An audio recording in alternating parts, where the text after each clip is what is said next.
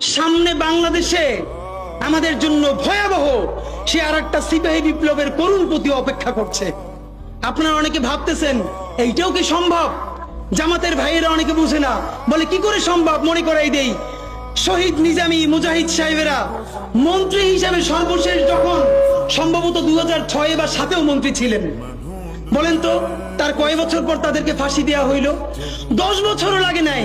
Running ফুল মন্ত্রী ছিল, লক্ষ লক্ষ মানুষ তাদের সাথে ছিল, তাদের মন্ত্রণালয়ে একটা পয়সার দুর্নীতি বের করতে পারে নাই। 10 বছরের মধ্যে মন্ত্রিত্বের পর তাদেরকে ফাঁসি দেওয়া শুধু হয় নাই, তাদের সন্তানরা তাদের জানাজাটা পর্যন্ত পড়তে পারে নাই। সংখ্যা দিয়ে হয় না ভাই, কোটি কোটি মানুষ দিয়ে সবকিছু হয় না। আজকে আপনারা প্রথম আলোর বিরুদ্ধে বলেন, এই যে আসার সময় বলতেছিলাম শায়েক রে, প্রথম আলোর প্যারালাল কাছাকাছি একটা পত্রিকা কি আমরা দাঁড় করাইতে পারছি?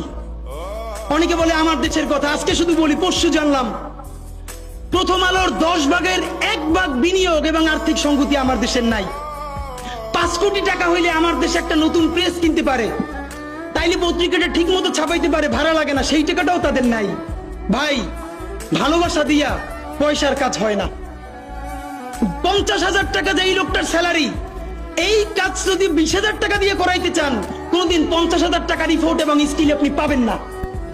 ওই 50,000 টাকাই লাগবে। মানুষ মাগনা কাটে 3 দিন, একজনকে দাওয়াত খাওয়ায় 2 দিন 3 দিন, তারপরে আর চলে না। আমাদের আর্থিক যোগ্যতা অর্জন করতে হবে। আমাদের অনেকগুলো প্রতিষ্ঠান লাগবে, একটা প্রতিষ্ঠান না। আমাদের ভাইদের সমস্যা কি জানেন? সে আজকে যদি হাটাজারি মাদ্রাসা দিয়ে কেউ একটা পত্রিকা বার করে, সেই পত্রিকাটাও সে জাতীয় মূলধারা বানাবে না, দেবে দৈনিক হাটাজারি সে বানাবে। মানে কোনো না কোনো ঘুরে ফিরা তার চিন্তায়, মননে, মগজে প্রথমে হয়তো হাটাজারি, সর্বোচ্চ বড় হইলে হেফাজত, এরপরে সর্বোচ্চ বড় হইলে বাংলাদেশের শুধু মুসলমান।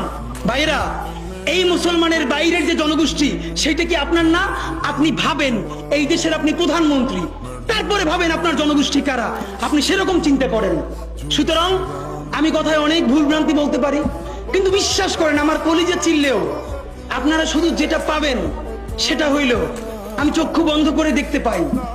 আমরা যদি যোগ্যতা নিয়ে 5-10 বছরের মধ্যে দাঁড়াইতে না পারি, এই ভিডিও, এই ছবি, এই শহীদ পরিবার, এই আহত, এদের জীবন তো শেষ।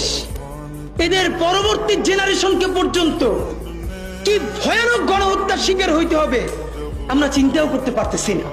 সুতরাং বাংলাদেশের স্বাধীনতা, সার্বভৌমত্ব, বাংলাদেশের ইসলাম এবং মুসলমানকে বাঁচাইতে হইলে আমাদেরকে তুমুল যোগ্যতা অর্জন করতে হবে। এই মাদ্রাসা শিক্ষিত জনগোষ্ঠীর মধ্যে হাজার হাজার ছেলে লাগবে যারা সিএনএ